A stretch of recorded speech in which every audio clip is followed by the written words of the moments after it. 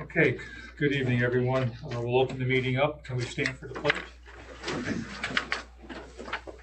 I pledge allegiance to the flag of the United States of America and to the republic for which it stands, one nation, under God, indivisible, with liberty and justice for all.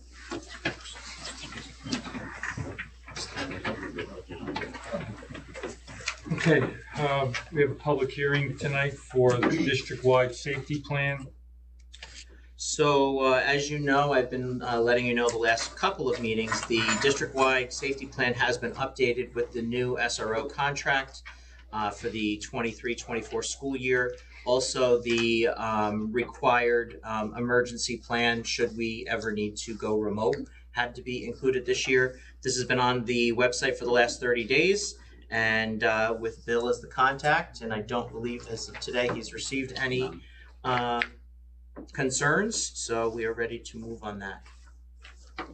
Okay, does anyone have any questions or concerns? I looked through the document, the updates were highlighted. I appreciate that, and all seems in order. Nothing from the public. All right, we'll move that in new business. Yeah. On the Board of Education towards the end of the meeting. Okay, open the meeting up to public comment. We'll close the public hearing. I'm sorry, close the public hearing, and we'll open the meeting up to public comment. Okay, no public comment. We'll go into our special presentation. Direct committee update. Sure. So while I started, Mr. Zimmer's coming around with some copies of a handout that has sort of all the materials that I'll refer to in the presentation. Thank you.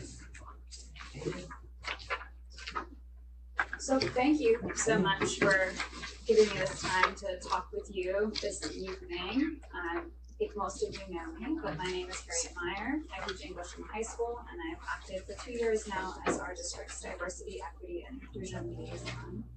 And I'm going to talk to you tonight a little bit about what the committee has been up to this year, but also specifically about our draft board equity policy that we worked on.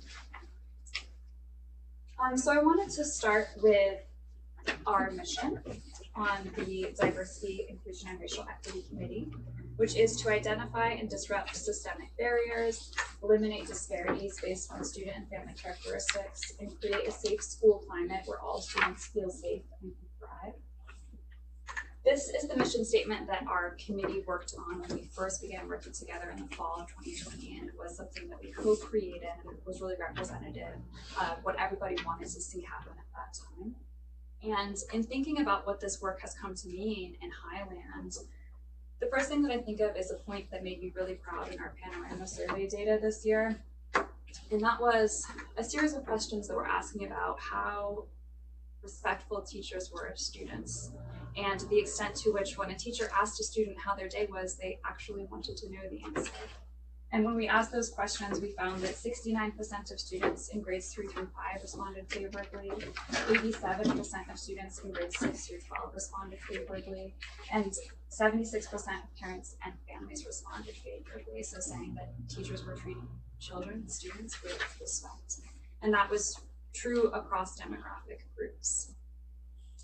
I think this really speaks to what makes Highland so strong. That we are a school system of immense and genuine care, that teachers and school adults really care for students.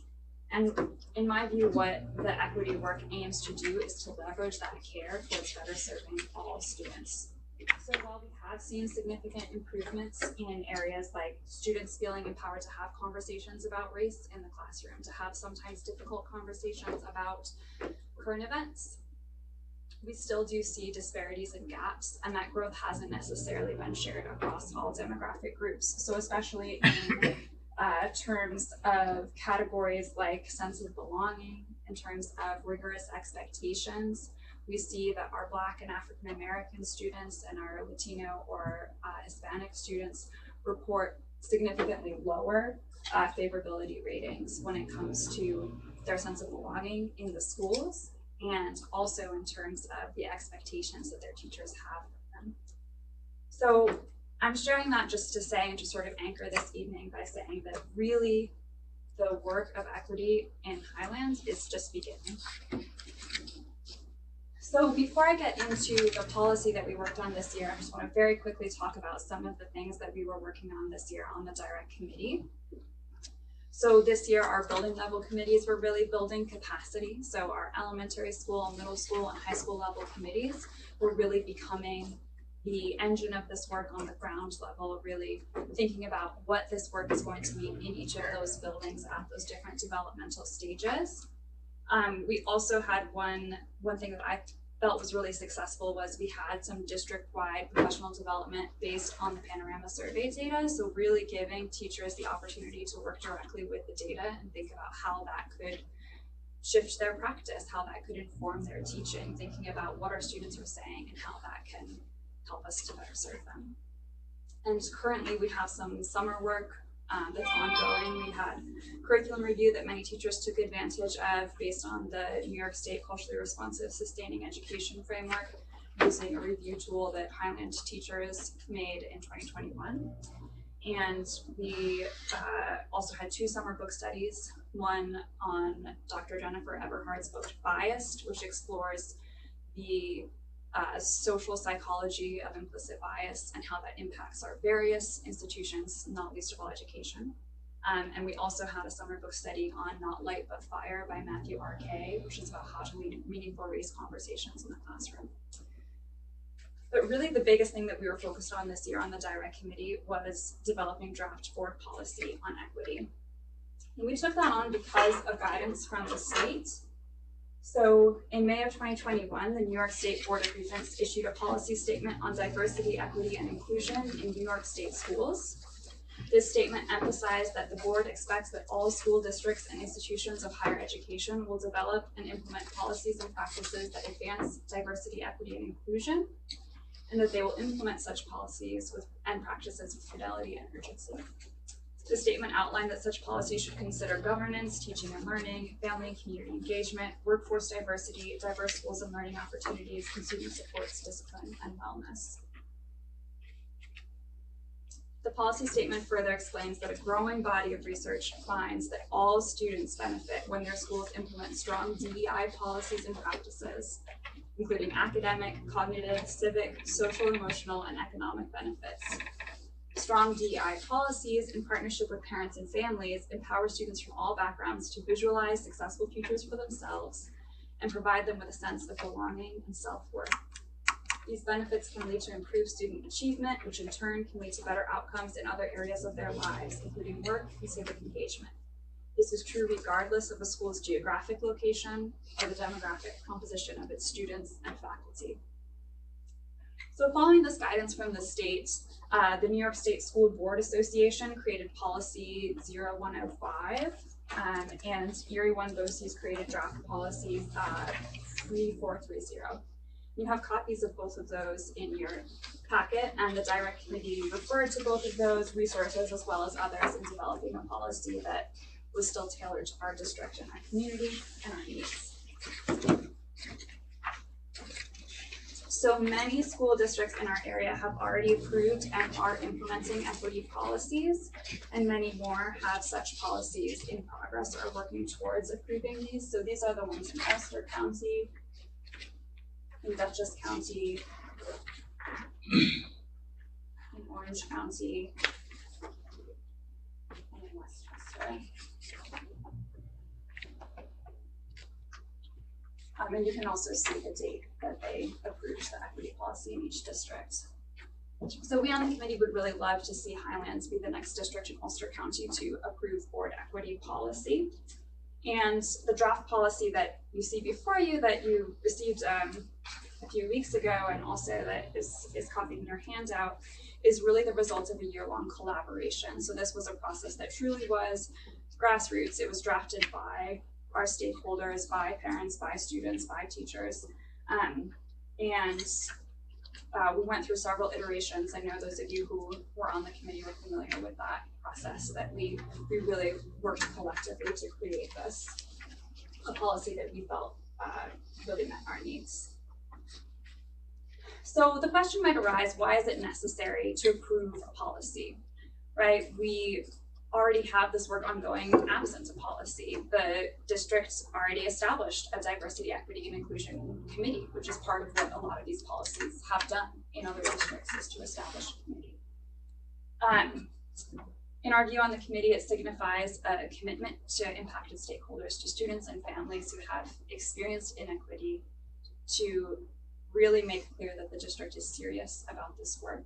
I think it also ensures longevity of these initiatives. One thing that we discussed on the committee was making these priorities for the district outlast current personnel, or sort of shifting priorities in education.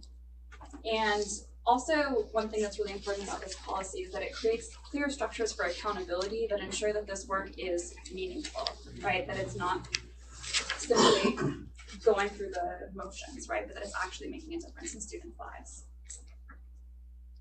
So I'll just very briefly talk through some of the main points of the policy draft. I know you've all seen it and it is in front of you in full.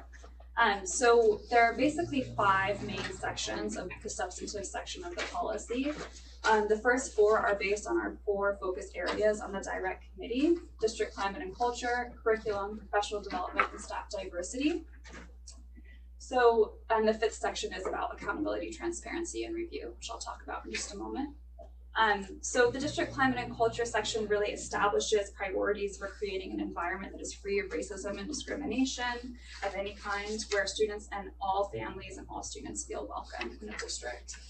The curriculum section centers teaching and learning that is culturally responsive. That is education that treats students' diverse cultural identities as an asset rather than a deficit when it comes to learning. That looks at ways of giving students mirror and window opportunities, right? Opportunities to see themselves reflected in their curriculum, to see that there is a place for them in literature, in science, in math, and also window opportunities, so opportunities to understand, empathize with experiences that are different from their own. Culturally responsive education also seeks to empower students as agents in their own learning and equip them with the tools of critical thinking that are becoming increasingly essential, not just for college and career readiness, but also for informed citizenship. And the professional development portion of the policy discusses the provision of training for faculty and staff to equip for the above goals. So in order for these goals to be met when it comes to climate and culture and curriculum, there will have to be development of staff to meet those goals. And finally, the staff diversity section commits to a hiring process that is rigorous, fair, and equitable, and over time will attempt to cultivate a staff that is more reflective of an increasingly diverse student body here in Highland. And the final section of the policy is the accountability, transparency, and review section. And this section formalizes the process and the role of the direct committee, which has already been existent now for 3 years. And it also codifies the role of the diversity, equity, and inclusion liaison. The other thing that this section does is that it establishes a protocol for the annual reporting of data.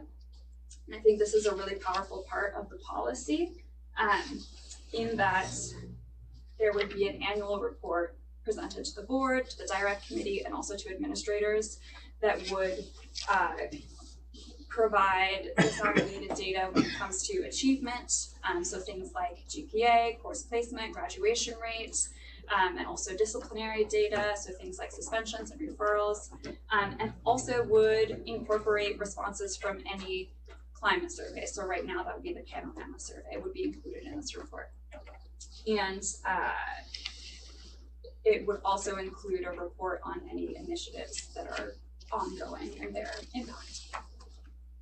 So, speaking on behalf of the committee, I think that putting this policy in place would really help to establish this accountability and to really provide some valuable tools for the district to ensure that this work is meaningful and has longevity. So I'm going to close for this evening with this quote from Maya Angelou, who says that every person needs a place that is furnished with hope. For me, as a teacher, education is all about the future. Right? It's about informing our students with a vision of their own future that is bright and for which they feel well equipped. And it's also about giving them the tools to imagine a collective future that they have the power to shape. So when we first began work on this policy on the committee, I asked our committee members to imagine that it was the first day of school in 2032. And I asked them what looks different, what feels different. I asked them, what does a Highland Central School District in which diversity, inclusion, and racial equity are prioritized look like? And their answers became the vision section of this policy. It's part of the preface materials. And what they said was they began to describe a place where students felt at home, where students could advocate for themselves and for others, and a place where students felt comfortable taking the academic and personal risks that are essential for growth and learning. Their answers described, in other words, a place that was furnished with hope. So that is where I'll close for this evening, and I'm happy to respond to questions now or as they arise on an ongoing basis. Thank you. Thank you, Harriet. Does anyone have any questions at this point? Mike? It's just dialogue. Thank you, and thank you for coming in tonight to present this to us. When I look at the draft policy of the committee, and I look at the structure from the state and just policy in general, there's some differences there. That usually our board policies very broad. They don't have visions and all these types of things. So how do we reconcile the two, right? So if you look at the structure, and I'm very familiar with policy structure, and I look at the draft, there's just differences. There's differences in the headings and that kind of thing. So, the policy committee might take some time and massage this one. So we certainly incorporate all the good that was handed forward, but still is policy and doesn't spill over into admin regulations and that heavy detail. Those were some of the questions that, go ahead, Camille, you had a question for Harriet? Not a question, but just I know that I was at some of the meetings, so we did reference other school districts. So some of that was brought up at other school districts. So they found ways to kind of make this work as policy. So I know, Harry, you can. I'll take a look. Yeah. Could you reference the ones that we looked at, the exemplars that we looked at? Yeah. I can't remember off the top of my head. I don't have my notes with me, but. I believe Erie 1 was your framework. So we did refer to both Erie 1 and the NISPA framework, but there were also ones for specific school districts that we referred to. I don't want to say the wrong district, but I can definitely share those. And as the policy committee gets together for this work, I'll do my homework at a time, no problem. Yeah, everybody knows, one of the major functions of the Board of Education is policy. So this being, like Mike had said, most of our policies are somewhat broad. This seems, and I just glanced through it, more specific, so I think we have to vet this. I would refer it to our policy committee, but Mike being the lead of that policy committee, would you want to refer back to the entire board having discussion at several meetings to kind of, or would you like to vet it and then come back with some of your recommendations based on the committee to the rest of the board? I think for now, let's put this under new business, and then I'll look to kind of report out back what I found and what emerges, and then we'll shift it to old business, but eventually we'll come up with something and do a first read, second read, and then get that going. Yeah. And then as far as legal, has legal reviewed, have they come back with? Yes. Okay. They reviewed it, and actually, to quote, they said it was one of the better ones they have seen they've seen several submitted to them over the past couple of years. And there were very few recommendations for changes from their perspective. What would be a recommendation kind of without? Well, one of the recommendations that they had was the Harry, what was it? There was only 2 or 3. One was about the liaison and what type of compensation that he or she gets. It was explained, it was reminded that that's not part of a board policy, it's more of a part of a contractual collective bargaining agreement. So that was one of them. Another one was one of the definitions was it could have been misconstrued, and the last few pages of it are definitions. So one of them was just tighten up the definition. I think we took that term out, actually. I think we just Redefined it. Yeah. Yeah, and there was a few wording shifts, but they were pretty. Yeah, but those were the two biggest recommendations that they had. And that was through, And that's through our district legal counsel. maybe it'd be interesting, they do represent a lot of the school districts. They do. Right. And how many of them might be on this list, how many aren't? Yeah, I don't know. I do know that when I had the conversation with the attorney, she told me that Beacon had just approved theirs that she had reviewed. That was the most recent one, which actually is it on the list? It is. Yeah, it It's is. just Okay. a lot. That was the only one she had referred to during my conversation, but I don't know how many. That would be. We can get that curious. information. We could probably get that information though. Yeah, it's just, it's point of reference. Yeah. Thank you. Yeah, I mean, it's gonna be a tough decision with the board moving this forward if there's any kind of tweaking to it.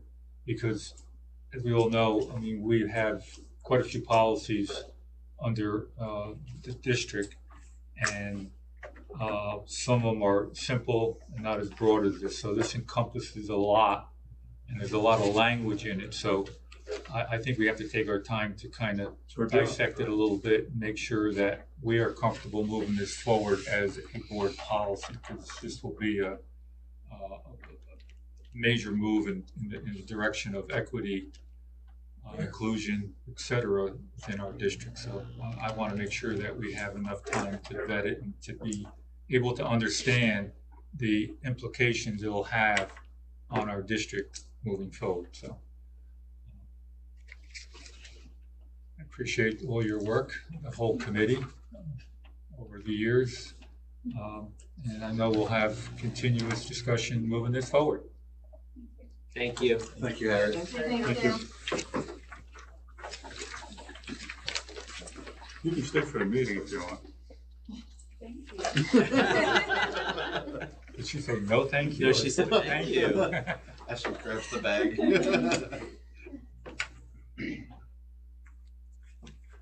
Okay, moving on to consent items. Taking the consent item from FA1 to B2.1. If anyone has any questions, you want to pull anything out and have a separate discussion and vote, we can do that. I think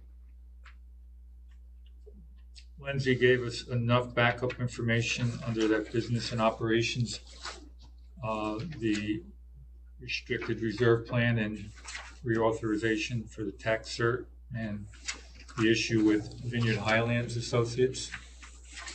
If you want to ask Lindsay any further questions regarding that, we can before we move it forward.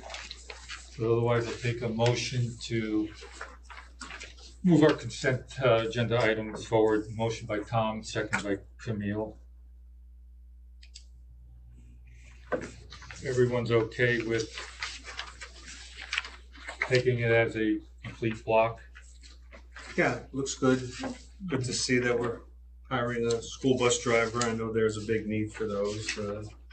I did have a question on the reserve.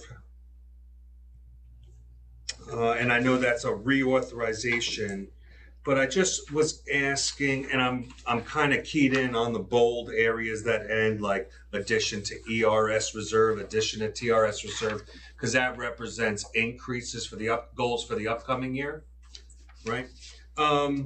What does it mean? So additional funding on the capital construction reserve, it says fully funded. What does that mean down below? Fully funded means that we will now have put $3 million into the capital reserve. So we can no longer put any more funds into the capital reserve. It's not up to $3 million at any point in time. It's $3 million over the past I think now it's The 8. aggregate Yes. of So- that. Okay. So what the auditors have suggested was opening up a new capital reserve for the next budget cycle, and then we could roll the funds that we currently have in the old capital reserve into the new capital reserve, if it were to be approved. That's authorized by our auditors and even legal. That Yes. I thought we had it when it came to the sunset of that. Are you talking about the building capital reserve? The building capital reserve. Yes. So I we, thought we had to expend the It's called funds or capital give back reserve to the construction. taxpayers. We can roll it into we another one? I Okay, was that's told fine. that if we do open one up prior to this expiring, we could roll. But- Is the, But Just one. do they have to approve the opening up of the new one? yes. Yes, so it's So- the same thing, flip Yeah. side of the same coin. It just gives us a chance to report that money, you know. But it was explained to us that that cap, like whatever was in that initial fund needed to be fully expended by the That time was my, that ended, back yeah. 7 years So- ago, that we had to, Right. Yes, and when it came to, so we had to expend that money and then establish a new one. But if we can roll it over, that's This, good. that was the information that I received. Okay. But once is we- all that money gonna offset the cost of the existing capital project? It can, we only use that We 1.8. 1.895. Yeah. Yes, Okay, because that's what was, voter approved. approved. With the transportation initiative that's happening, those capital, to open up a new capital reserve for those purposes, we could do that for the infrastructure. So we have to have a purpose for the capital. Oh, right, Um, the electrical so- infrastructure Yeah. for So new buses. that might be something we talk more about. Great. I also gave the audit committee a list of different reserves that we could also open up. We have the ESSER 3 grant is coming to an end after this year, which these grants have done us well because they've given us the ability to fund these reserves. But once those grants stop, then, we will be using the reserves more than adding Sure, to them. sure. Right. Right. And replenishing becomes yes. a different conversation. Yes. Okay. Thank you. So that's gonna be on our agenda at some point, moving the capital reserve forward. And I would just say, thinking back 7 years when we were looking to put that in place, kudos to us for maximizing it, right? Mhm. We had a limit of 3 million. Good for us for getting it there. It's helping the community Yeah. out. Absolutely. It's additional insuring of assets, the operation. So no, it looks real good and I appreciate it. Well, and it was a good point during the promotion of the project that we had put some money away, so we weren't Oh, asking yeah, for that was- everything up We front. weren't So, trying to plan. It was We a were big the trying folks to that I plan. did speak to, they were very happy to see that we were thinking ahead. So Little yeah, skin in the that game type of from thinking everybody. ahead, I think, is important as we move forward. Mike, you mentioned moving forward with the establishment of that reserve for electrical infrastructure on site in the district, correct? One example of a need that this example. could Need to fill. have it, I'm just yes. saying, that's a need, and we did talk about it, and that would be for on-site within the district, near the buildings, that kind of infrastructure. Mhm. Now, that's good as long as the infrastructure coming up to the property is in place. Sure. Oh, well, I'm sure this is gonna be talked about at support service. There's a whole year. Yeah. Yeah, Is the intent to establish this reserve, when we say this year, during the budget vote cycle? budget It would be cycle. another option. Okay, Yes. so you've got plenty of time. Because we will most likely Yeah. at the end of this year be able to still contribute to our reserves because we have the grant available to us. So this will be benefiting us for further down the road, but we'll be able to contribute to it now. Is the life cycle of the reserve 7 years, or we can establish? You can, I mean, it was 10 years, but That's what I thought it we was. funded it, so we'll have the ability because of the grant to fund a reserve now, So it would probably be in our best interest to look into it for this budget to establish it. Yeah, you established this May 19th, 2015 by voter approval, and it's fully funded. Yeah. Every mill in there. And if this is Can't something go that the above. board wants to look further into, I can get more concrete information, but based off the phone conversations I've had with the auditors and the attorney, we were able to move it over as long as Good. it wasn't expired. Yeah, sounds right. Sounds good. So maybe I misinterpreted back then, that maybe if we didn't expend it all at the sunset, then we had to, if we weren't gonna establish a new one moving forward, Then it would have then to we be were gonna back. give it back. Yeah. That would probably, Does that My- movement have to be part of the Would vote? have to- I would I would think so, I right? would think it would. To And move all of that Yeah. verbiage, Well, we can, When you're establishing one in that resolution, it'll probably Right, talk that's- about the that'll be transfer. similar to what you see on that taxer resolution. Right. I'm gonna assume it would be similar to that. okay. And then we'll have to have some clear promotional materials within the budget presentation to explain that and make sure that the newsletter speaks to that. Yeah, we can reference several projects that benefit from that. Absolutely. I think that's the way you sell it. Okay, moving on. Dr. Boyd, you're, Oh, we didn't vote. oh, I'm sorry. Did It's you okay. vote on That it? was discussion. No, Okay, all in favor? we have a Thank you, Mike. resolution by Tom, second by Camille. All those in favor? Aye. Opposed? So carried. 6-0. Now you're up. All right, now I'm up. I'll be brief tonight. I know Mr. Zimmer's going to talk about new teacher orientation, but I was able to meet with, as part of the orientation, all of our staff members and talk about what PPS is and does through the school year. So it's a great chance for some of those teachers that I don't always interact with to get to know them, because they will come across as students that we are working with. So it was a nice opportunity to work with them. I met with the PPS administrators throughout the county today, this afternoon. We don't typically meet during the summer, but we did get ahead looking at the year and trying to be a little more proactive about upcoming regulations and trying to plan for the county and the upcoming changes. There's a lot of talk about what preschool will look like in the future, so trying to be prepared for that because we are anticipating, we don't know when, but we're going to be taking some more of the burden there. So just trying to be mindful of that. We continue to handle our transfers that are coming in and out so that we are ready for opening day. Each year there are always some last minute registrations that we'll get on that Tuesday or Wednesday right before the students arrive. So trying to have the rest out of the way and situated so we can handle those as they come in so we can get kids in as quickly as possible.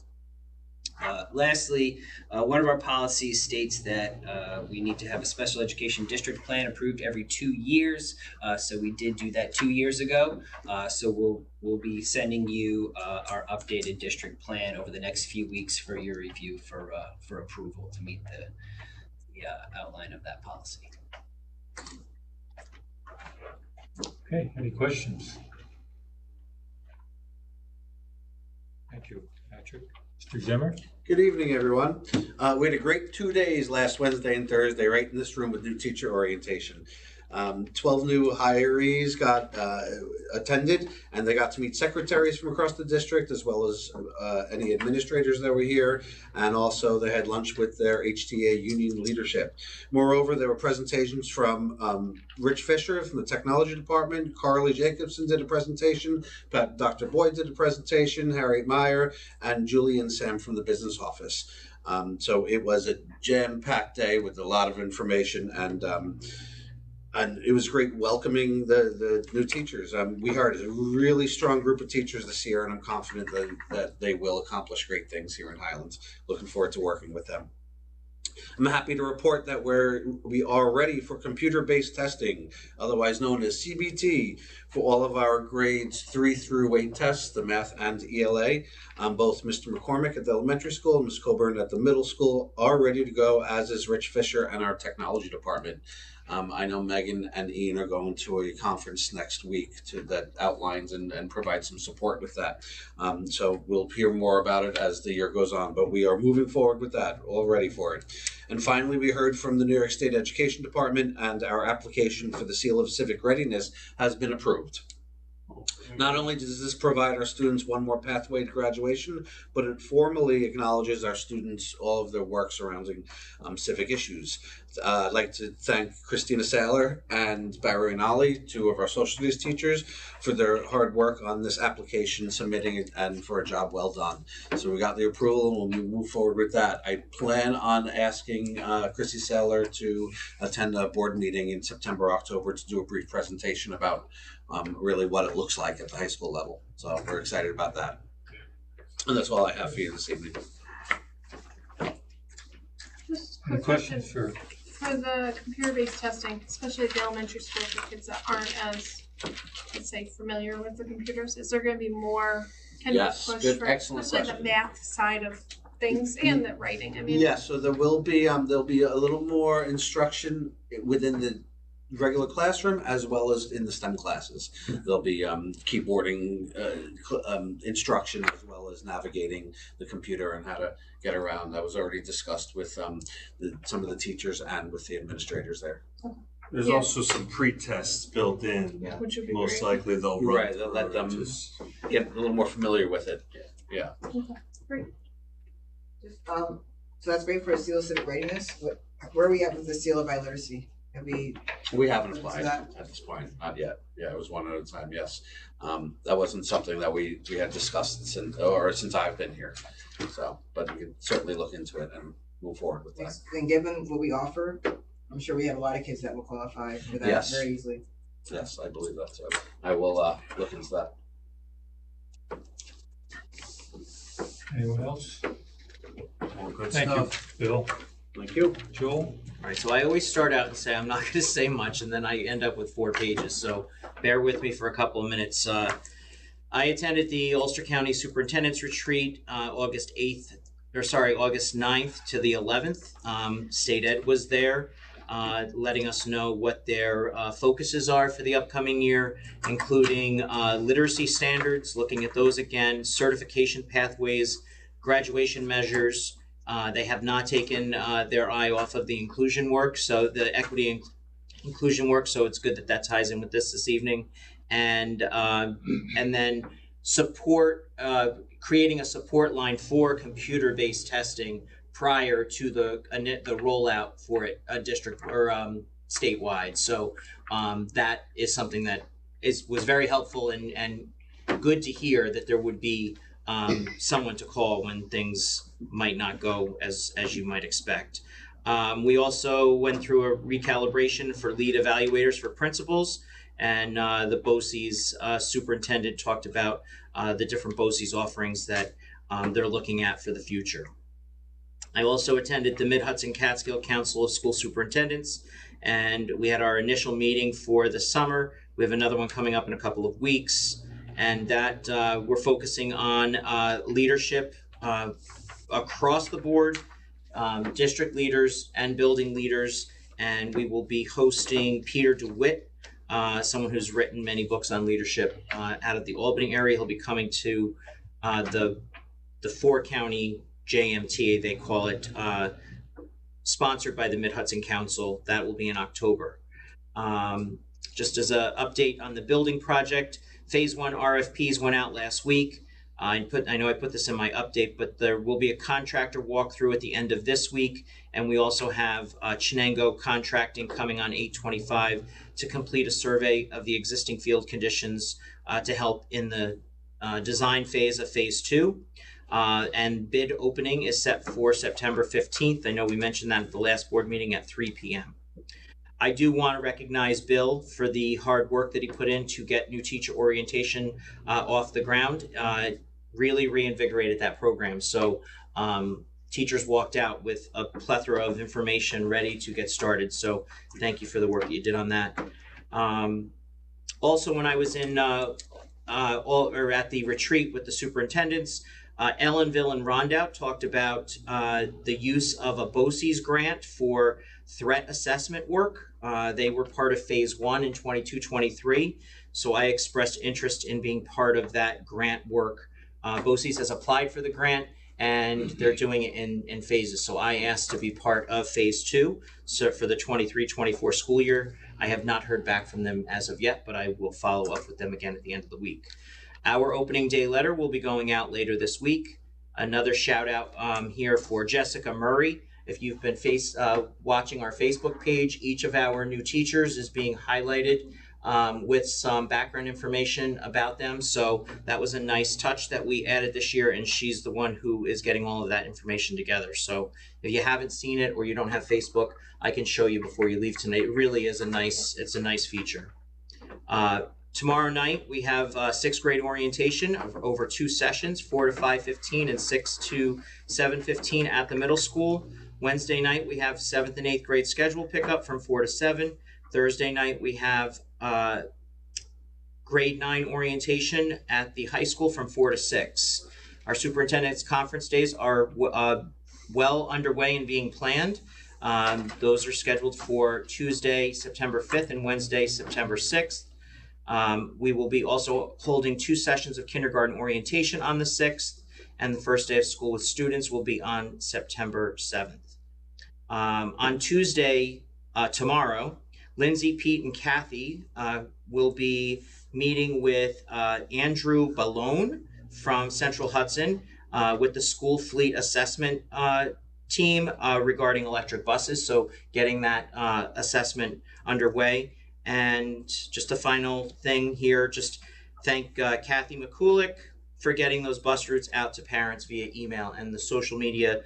And she is trying very hard to fill any remaining driver positions. Just a quick story on that.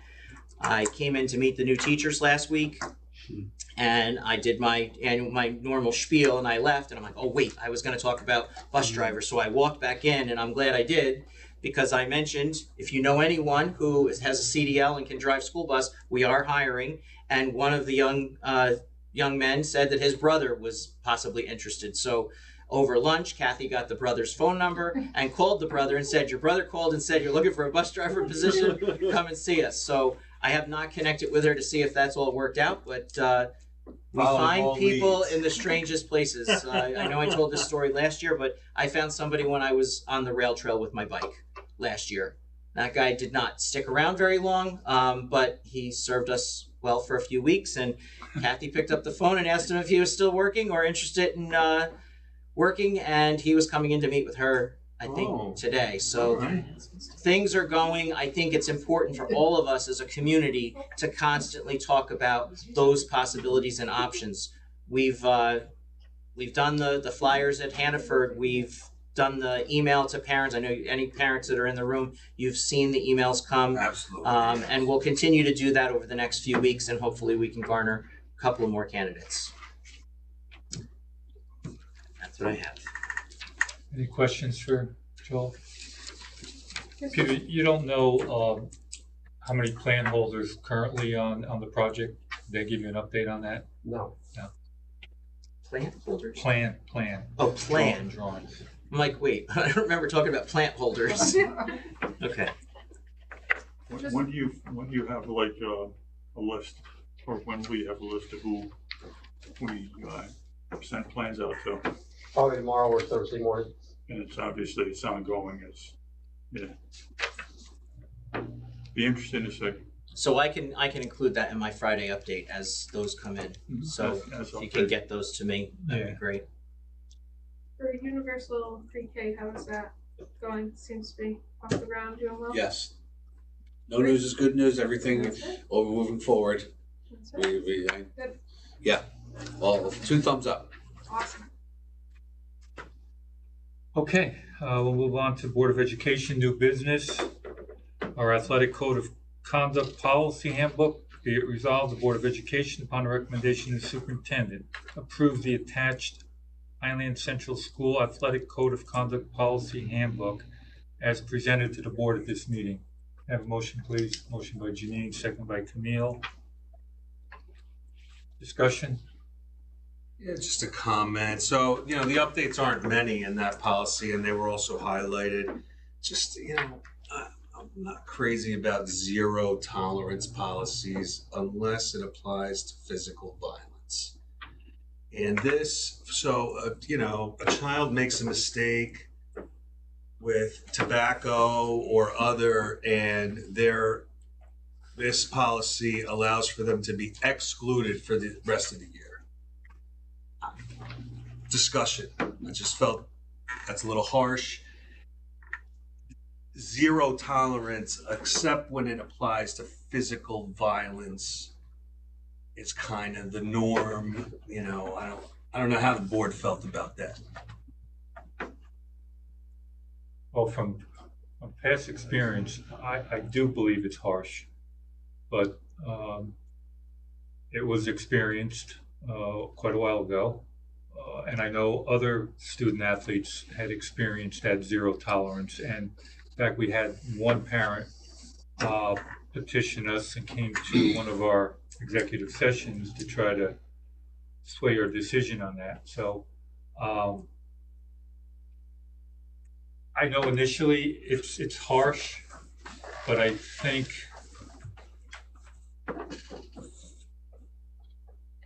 when it happens, I think the student athlete really, you know, takes it to heart and eventually develops themselves into a better person. From what I've seen with what happened over the last 20 years that I've been on the board, I mean, we've had going So back. it's always been in the policy because it was highlighted or it was applied that way. It was it was in the policy. Okay. There was first and second offenses for tobacco, but not for alcohol or drugs. Gotcha. There was a time also years ago when, you know, parents were renting hotel rooms for the kids to go and party in. That was happening probably 20 years ago or so. And there was nothing anybody could really do. It was off-site. It wasn't anybody's house. It was, you know, hearsay and this, that, and the other thing. It was proven, you know, that was happening, but it created a situation where the district really couldn't meet out any Right. I don't know, in the last 3 or 4 years, I don't think we've experienced anything that led to that zero tolerance where we excluded one student athlete from participating. I don't think. Just a it's happened comment, recently. though. I mean, I'm going to support the group. If everybody looks like they're going to support it, that's My biggest fine. concern was the absentee and the tardiness that hopefully we addressed. I know Bill was principal then several years ago. That's being addressed in Yeah, here, again, for sure. that, you know, a student athlete would not show up for the day or come in late Right. and then Coming at Still 2 and be ready for the participate. big game an hour later. I Yeah. got you. Yeah. Okay, fair enough. I just wanted to float that out there. Seems like there's some. What's yeah. Thank you. Yeah, I think just given where we're at with the vaping and everything, like I'm with you with the zero tolerance, but I think it's like playing a sport's a privilege. So I think that's kind of where I'm at. Like I know it's an issue. It's been an issue, so I feel like like I said, you don't have to play a sport. I would hope that if we're taking that stance with the athletes, I'm hoping too that we're taking a similar stance when it happens just in the classroom or in the hallways. Right? So I think we should, not necessarily zero tolerance, but just make it kids know that we're not tolerating the drug, alcohol abuse. And then I did have Kid's talented. It's senior year. Gets caught in a vape situation, and now this policy says they can be off for the rest of the season. It just seems. They drug test you in college, though. But I know that they drill them. I know that they announce this to parents and students. So yeah, I mean, you know what you're up for. My son takes drug tests in college. So. Okay. Okay. We're good? Then just the question I had, Just need to vote. just like who does just like I would like with the attendance and academics, who monitors what? Like how does that? So if I miss half a day or a school, or more than that, like who's gonna tell the coach, because our coaches are not all here in high school, they don't know who's absent, so I'm just curious, like what's the protocol or the process to ensure that it's being adhered to, similarly with the academics, like who's monitoring?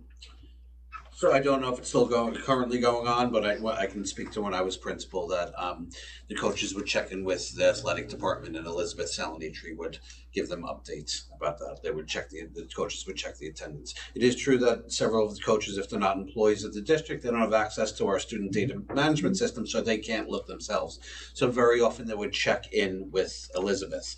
Those who are coaches in the district have access to see. Oh, I'm sorry. Those who are teachers who are employees of the district have access to see the attendance.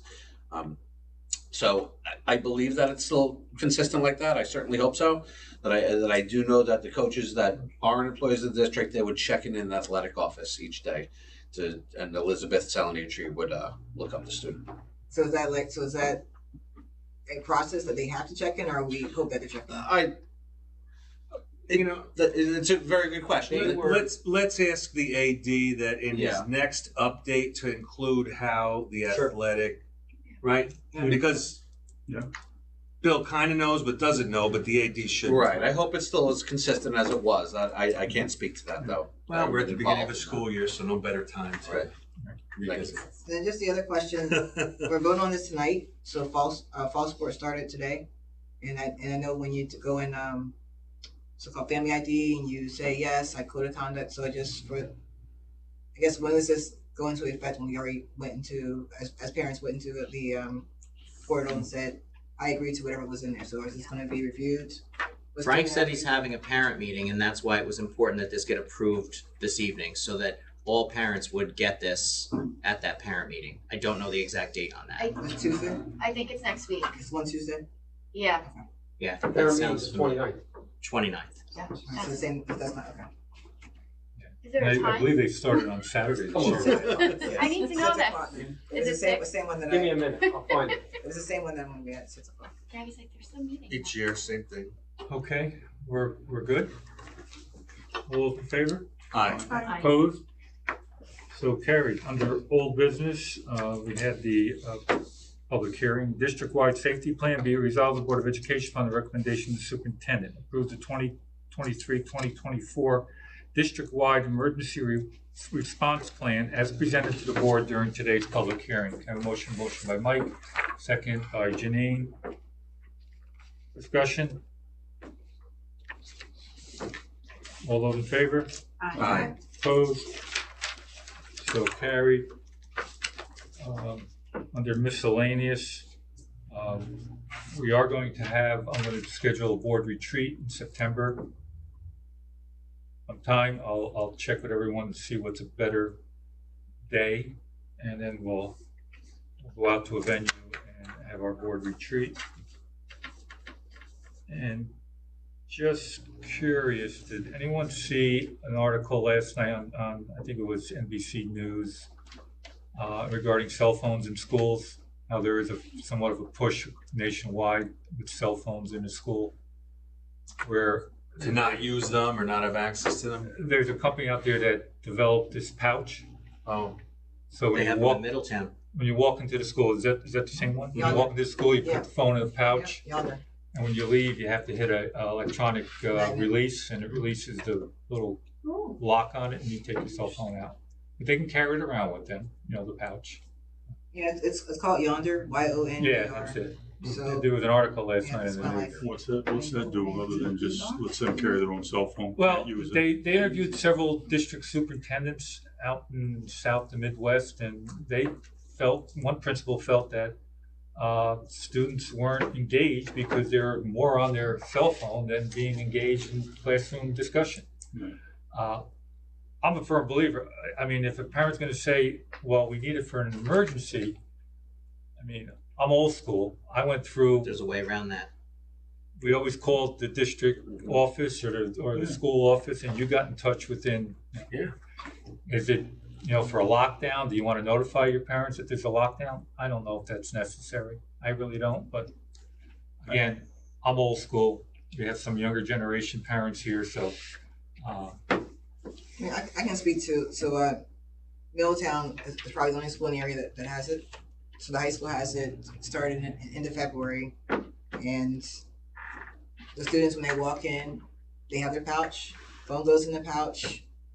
So we'll make sure that it's actually closed, because you close it, they stay like that the whole entire day. When it comes time for dismissal, the demonetizing stations are, you just gonna slide them off, slide them onto the wall. They're put in around all the different areas, and then they unlock, they unlock it, they take the phone out, they go home, and then same process over. So we've seen a decrease in just distracted behavior because of it. So it does take time to get used to not having your phone. So Middletown does the earbuds and the phones. Watches are fine. If you misplace your cell phone, you thought you lost your firstborn. Mm-hmm. That's how bad it is. That's how we are. And there's devices inside the offices, so if We do there's that for emergency, employees too. Employees too. That's, yes, I mean, so it works. Yes, is it a fight? Because everyone's not going to be on board. Don't even go there. But it's working. Right. I brought it up a bunch of years ago in regards to that, and some teachers came back and said they utilize them in the class. But now that we're issued laptop devices to every student, there's not the need for that cell phone to.